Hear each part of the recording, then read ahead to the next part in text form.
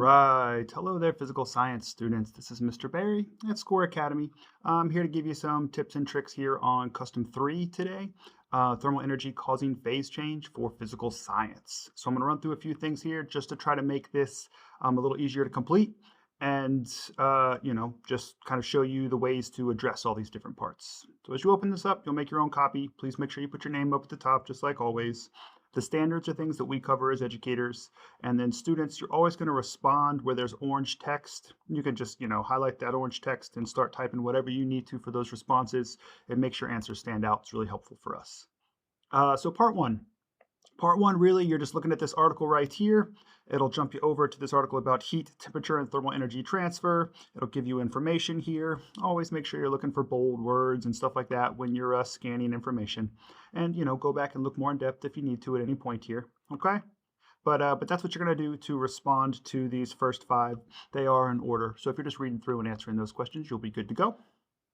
Part two here, there's two sections to part two. So you're going to look at two different I don't want to say necessarily scenarios, but two different images, two different GIFs to show you some things about heat being applied to items in order to respond to those, okay? The first one right here, you're going to look at this melting and boiling simulation and then, respond to the prompt here in 2 to 3 sentences, okay? Things I want you to think about as you look at this is once you click on it, I paused it. Once you click on it, it should start playing right away. And it will repeat if you need it to. It starts at 0 degrees up there. And as it's playing, you see that this heat is added. I want you to really note what happens to these red items that are the molecules here, okay? And when the temperature is actually changing. That's really the important stuff.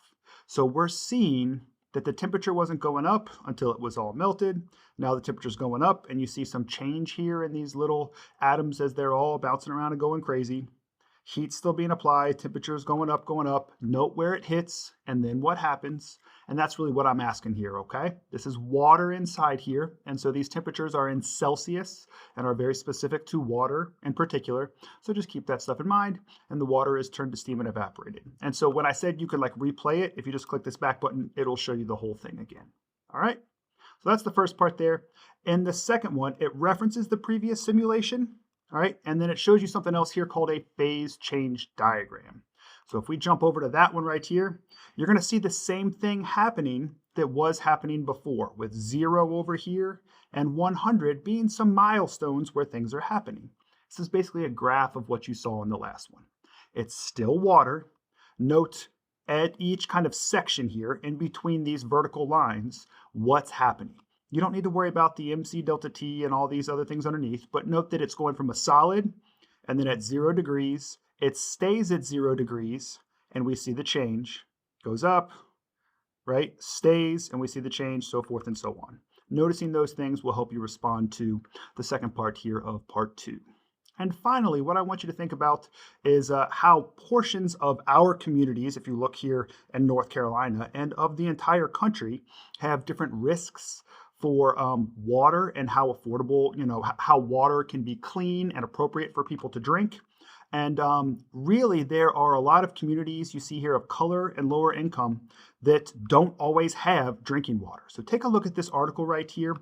It really goes through some of this stuff, and I know that's super gross water that you see coming out there, but it talks about inequality and how water is not necessarily available for all people. I want you to think about also in your prompt here how we could purify some of this unclean water using some of this thermal energy stuff we've been talking about. So consider that. And I really just want to also address, what could be happening to you in your community and to people maybe as you're thinking about this. So please read that full prompt and write your answer there as well. And I wanted to give you the image here to look at too. So I hope that's really helpful. Always come back, pause this video if you need to help you answer all the questions.